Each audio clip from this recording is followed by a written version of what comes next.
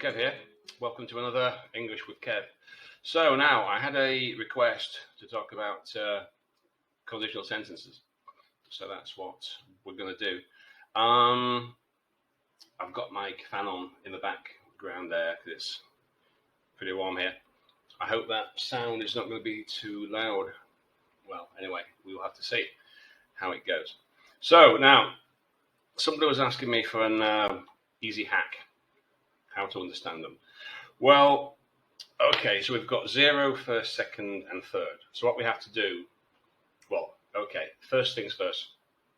What's a conditional sentence? So a conditional sentence usually is two clauses, a main clause, a subordinate, and the subordinate depends on the main clause. So if this happens, this happens. If this doesn't happen, it's because this hasn't happened. So this is dependent, a condition of the previous clause. That is basically it.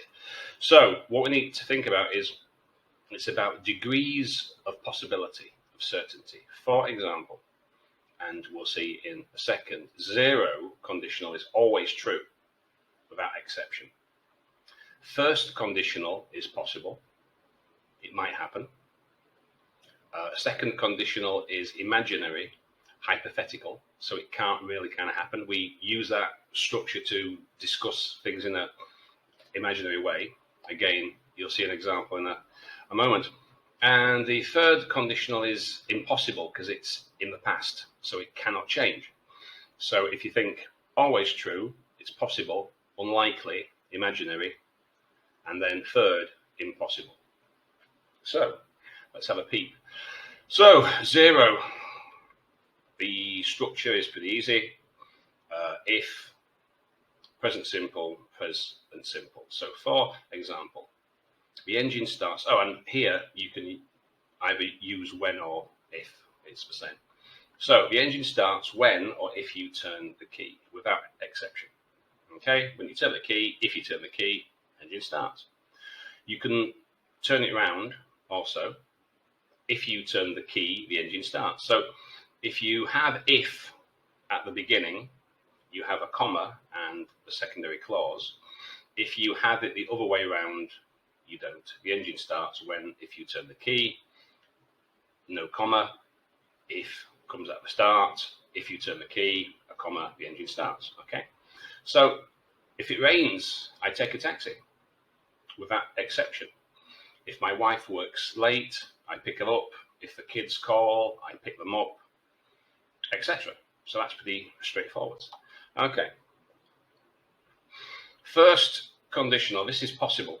So it's the present simple and future will. Okay. So for example, right, if we leave now, we'll catch the bus.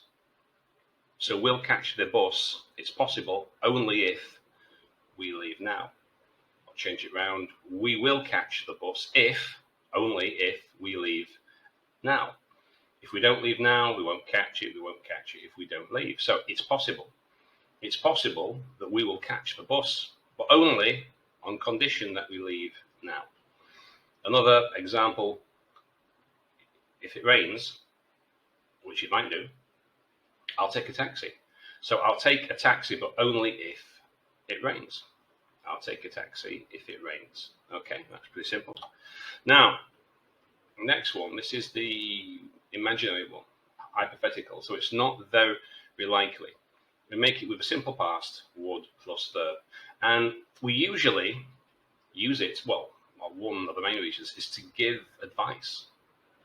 If I were you, I can't be you. I would take that job offer. I wouldn't do that if I were you, but I can't be you. So this is one reason why we had this second conditional, the imaginary one, is to talk about hypothetical things.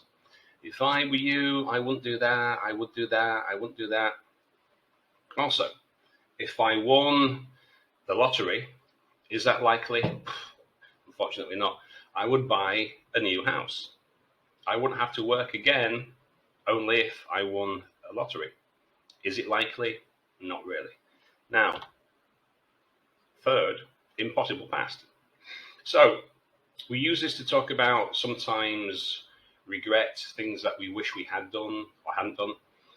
So, for example, imagine I have won a lottery and I've bought myself a brand new car.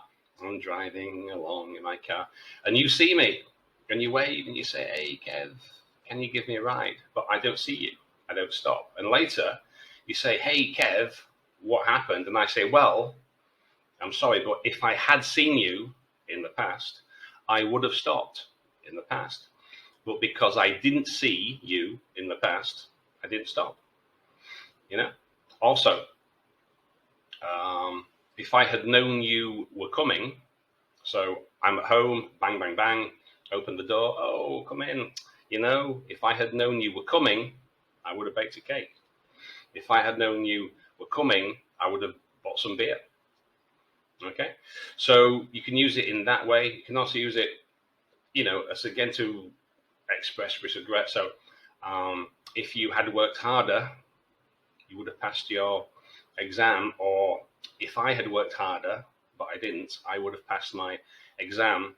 If I had worked harder at school, I would have got a better job, but I didn't.